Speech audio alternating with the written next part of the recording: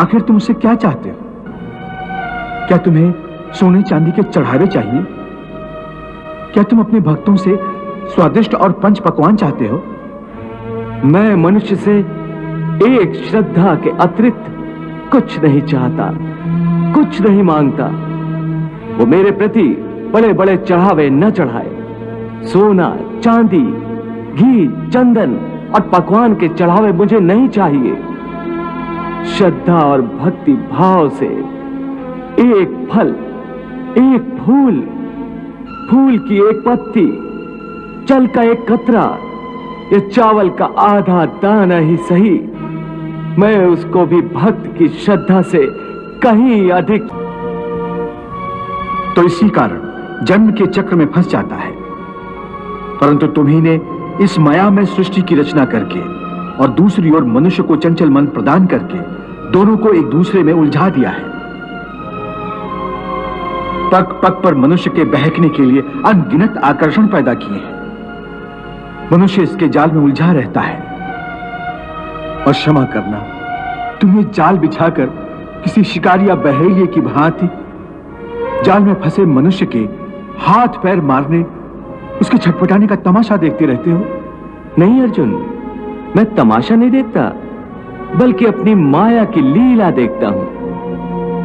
फिर भी केवल निहारते ही रहते हो ना, सहायता तो नहीं करते कि बेचारा प्राणी इधर उधर भटक रहा है, रास्ता भूल पड़ा है।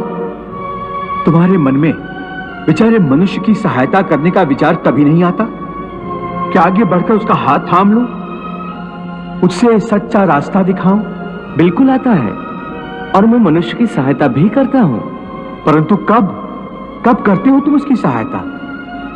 मैं तो देख रहा हूं कि तुमने कर्म का विधान बना दिया है, जन्म मरण का चक्र चला दिया है और इस चक्रव्यूह में मनुष्य को फंसा दिया है।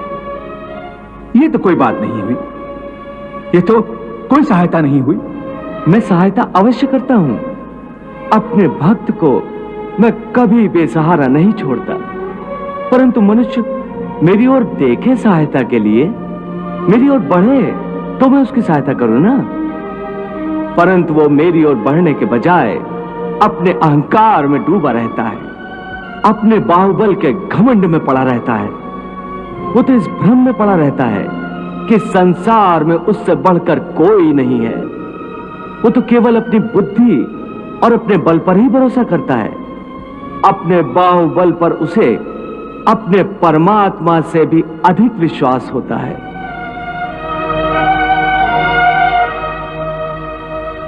अपने रास्ते से भटके हुए मनुष्य की सहायता के लिए आखिर तुम उससे क्या चाहते हो?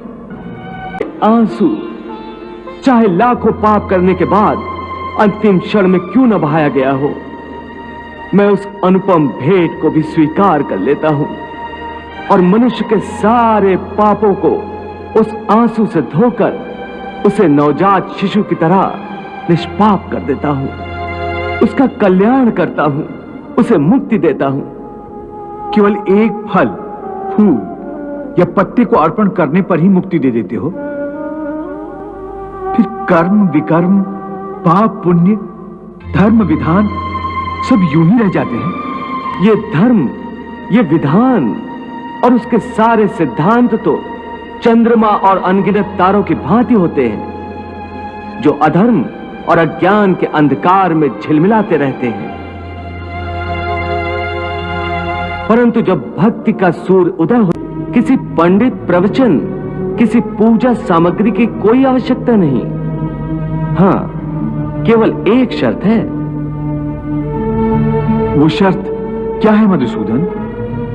पूर्ण श्रद्धा और पूर्ण भक्ति से अपने आप को, अपने सारे कर्मों को मेरे प्रति समर्पित कर दो। बस मैं अपने ऐसे भक्त को सब कुछ भुलाकर उसे मुक्ति दे देता हूं।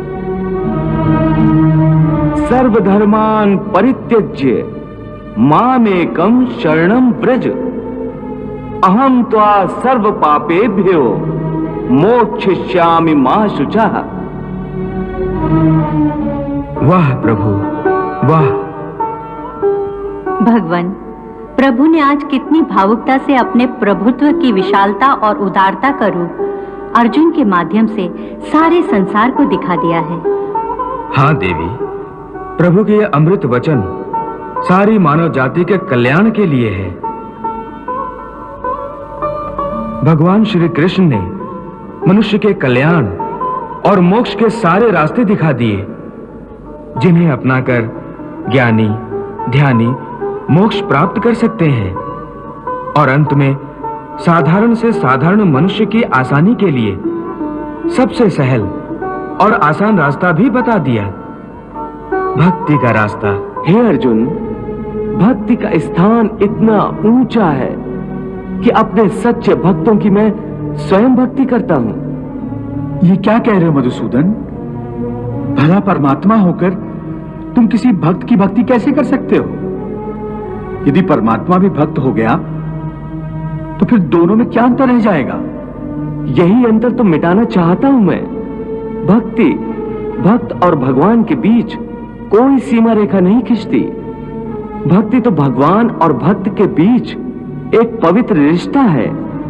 जैसे प्रेम किसी प्रेमिका और उसके प्रेमी को एक बंधन में बांधकर एक कर देता है, उसी प्रकार भक्त के द्वारा भक्त अपने भगवान में तथा भगवान अपने भक्त में समा जाते हैं। दोनों एक रूप हो जाते हैं। हे भोलेनाथ, इन अमृत वचनों की रिमझिम वर्षा में तो तन मन ऐसे भीज गया है कि मैं तो तृप्त हो गई हूँ।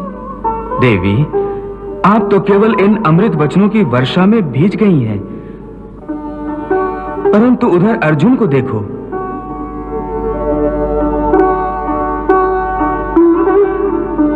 इस अमृत वर्षा में तो उसका पूरा अस्तित्व, उसकी आत्मा तक ऐसे बदल गई है जैसे वर्षा के पश्चात। हे योगेश्वर, हे ब्रह्मांड नायक, आपने मुझ अज्ञानी को, पाप के भागी को अपनी कृपा से जो ब्रह्म ज्ञान प्रदान किया है, मुझे अज्ञान के अंधकार से ज्ञान के प्रकाश में ला खड़ा किया है, उसके लिए मैं आपका आभारी हूं। इतना आभारी कि यदि मैं लाखों वर्षों तक भी आपके श्री चरणों में माथा टेके रखूं और अपनी आंखों से आंसू बहा बहा कर सैकड़ों विशाल समुद्र भर दूं, तब भी इस उपकार को चुका नहीं सकूंगा। इस परम गोपनीय तथा आध्यात्मिक विद्यादान के लिए आपका कोटि कोटि धन्यवाद। आपकी इस परम ज्ञान के आगे मैं अपना माथा टेकता हूं और अपनी भ्रष्ट बुद्धि, अपनी हर इच्छा, अपनी हर आशा और अपनी हर कामना के साथ मैं अपने आप को, अपने तन मन को